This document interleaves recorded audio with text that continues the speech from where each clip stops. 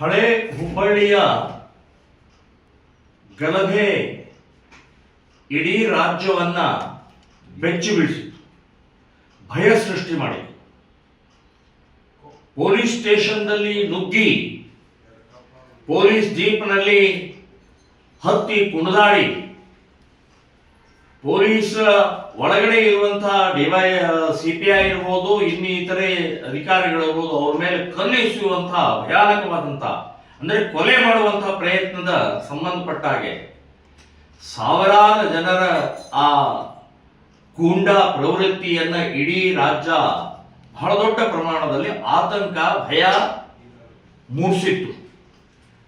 ಇಂಥ ಸಮಯದಲ್ಲಿ ನಿರ್ಲಜ್ಜ ಸರ್ಕಾರ, ಕಾಂಗ್ರೆಸ್ ನಿರ್ಲಜ್ಜ ಸರ್ಕಾರ ಕ್ಯಾಬಿನೆಟ್ನಲ್ಲಿ ಇವತ್ತು ಆ ಕೇಸನ್ನು ವಾಪಸ್ ತಗೊಳ್ತೀವಿ ಅಂತನ್ನುವಂಥದ್ದನ್ನ ನಿರ್ಣಯ ತಗೊಂಡ ನಂತರ ಈಗ ಆ ಪ್ರಕ್ರಿಯೆ ಪ್ರಾರಂಭ ಆಗಿದೆ. ನಾನು ಹೇಳುವುದು, ಕೊಲೆ ಮಾಡುವಂತಹ ಕೇಸ್ಗಳಿದ್ದಾವೆ. ಗಲಭೆ ಅಂದ್ರೆ ಸಾರ್ವಜನಿಕ ಆಸ್ತಿ ಪಾಸ್ತಿಗಳ ಹಾನಿ ಕೇಸ್ಗಳಿದ್ದಾವೆ. ಕಾನೂನು ಬಾಹಿರ ಚಟುವಟಿಕೆಯ ಕೇಸ್ಗಳಿದ್ದಾವೆ. ಸೊ ಅಂಥವರನ್ನು ವಾಪಸ್ ತಗೊಳ್ತೀನಿ. ಇವರು ಯಾವ ಹೋರಾಟಗಾರರು? ಸಮಾಜಕ್ಕೆ, ದೇಶಕ್ಕೆ, ಧರ್ಮಕ್ಕೆ, ಜನರಿಗೆ ಸೇವೆ ದೃಷ್ಟಿಯಿಂದ ಏನಾದರೂ ಕೇಸ್ ಆಗಿದೆ? ಇದು ಗೂಂಡಾಗಳು, ಇವರು ಮುಸ್ಲಿಂ ಗುಂಡಾಗಳಿವರು. ಇವ್ರ ಕೇಸನ್ನ ವಾಪಸ್ ಹಾಕೊಳ್ತಾರೆ. ಸೊ ಆ ಪ್ರಕ್ರಿಯೆಯನ್ನು ಪ್ರಾರಂಭ ಮಾಡಿದಂತ ಈ ಸಂದರ್ಭದಲ್ಲಿ ಫೆಬ್ರವರಿ ಇದರ ವಿರುದ್ಧ ರಿಟ್ ಹಾಕಿದ್ದಾರೆ.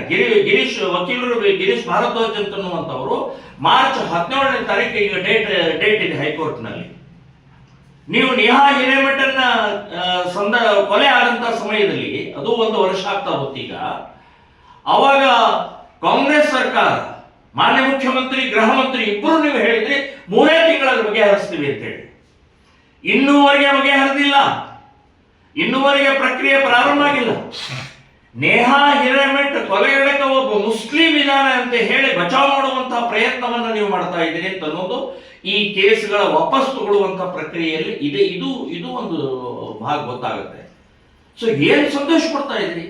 ಪೊಲೀಸ್ ಡಿಪಾರ್ಟ್ಮೆಂಟ್ನ ಒಂದು ಧೈರ್ಯ ಕಳೆಯುವಂಥ, ಪೊಲೀಸ್ ಡಿಪಾರ್ಟ್ಮೆಂಟ್ ನೈತಿಕತೆಯನ್ನು ಕಳೆಯುವಂಥ. ಸೊ ಈ ಕೇಸ್ ವಾಪಸ್ ತಗೊಳ್ಳುವಂತಹ ರಿಪೋರ್ಟ್ ಬಂದಂತ ಸಮಯದಲ್ಲಿ ಹುಬ್ಬಳ್ಳಿ ಧಾರವಾಡನ ಕಮಿಷನರ್ ಇರ್ಬೋದು, ಪಬ್ಲಿಕ್ ಪ್ರಾಸಿಕ್ಯೂಟರ್ ಇರ್ಬೋದು, DC ಇರ್ಬೋದು, 3 ಜನ ಹೇಳಿದರೆ ಕೇಸ್ ವಾಪಸ್ ತಗೊಳ್ಬಾರದು ಅಂತನ್ನುವಂತ ಗಂಭೀರವಾದಿದೆ. ಇದನ್ನ ಕೇಸ್ ವಾಪಸ್ ತಗೊಳ್ಬಾರದು ಅಂತ ಹೇಳಿದ್ದಾರೆ. ಅವರ ವಾಪಸ್ ತಗೊಳ್ಬಾರದು ಅಂತನ್ನುವಂತ ವರದಿಯನ್ನು ಕಸದ ಬುಟ್ಟಿಯಲ್ಲಿಸುವುದು, ಧಿಕ್ಕರಿಸಿ ಸಂವಿಧಾನವನ್ನ ಧೂಳಿಪಟ ಮಾಡಿ, ಅಂಬೇಡ್ಕರ್ಗೆ ಅವಮಾನ ಮಾಡಿ ಇವತ್ತು ನೀವು ಆ ಕೇಸನ್ನು ವಾಪಸ್ ತಗೊಳ್ತಾ ಇರುವಂಥದ್ದು ಅತ್ಯಂತ ಖಂಡನೀಯವಾದ. ಇದನ್ನು ಒಪ್ಪಲಾರದು. ಸೊ ಈ ರೀತಿಯ ಪ್ರಕ್ರಿಯೆ ಎಷ್ಟು ತರಾತುರಿಯಲ್ಲಿ, ಎಷ್ಟು ಬೇಗ, ಎಷ್ಟು ಫಾಸ್ಟ್, ಇದೇ ಫಾಸ್ಟ್ನೆಸ್, ಇದೇ ನಿಮ್ಮ ಈ ಪ್ರಕ್ರಿಯೆ ಉದಯಗಿರಿಯಲ್ಲಿ ಆಗಿಲ್ಲ.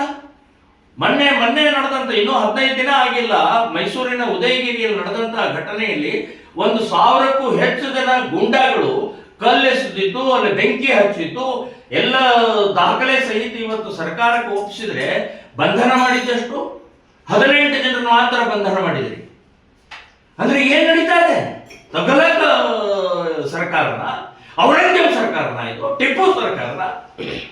ಡಾಕ್ಟರ್ ಅಂಬೇಡ್ಕರ್ ರಚಿತವಾದಂತಹ ಈ ಕಾನೂನಿಗೆ ಬೆಲೆ ಇಲ್ಲದೆ ಈ ರೀತಿಯ ಮಾಡ್ತಾ ಇರುವಂತಹ ಪ್ರಕ್ರಿಯೆಗೆ ನಾನು ಧಿಕ್ಕಾರ ಹೇಳ್ತಾ ಇದ್ದೀನಿ.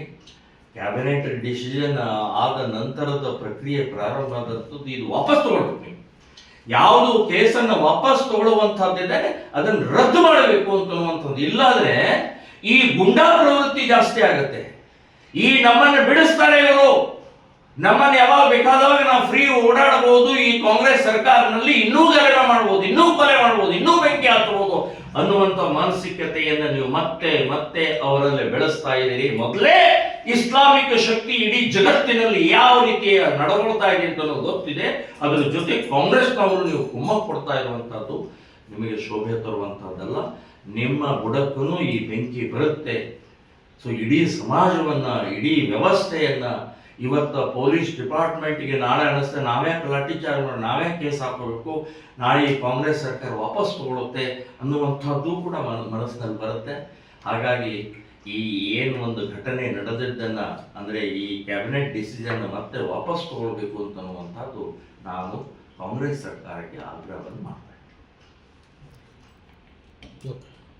ಹೆಚ್ಚಿನ ವಿಡಿಯೋಗಳಿಗೆ ಪ್ರತಿಧ್ವನಿ ಯೂಟ್ಯೂಬ್ ಚಾನೆಲ್ ಸಬ್ಸ್ಕ್ರೈಬ್ ಮಾಡಿ, ಬೆಲ್ ಐಕಾನ್ ಕ್ಲಿಕ್ ಮಾಡಿ.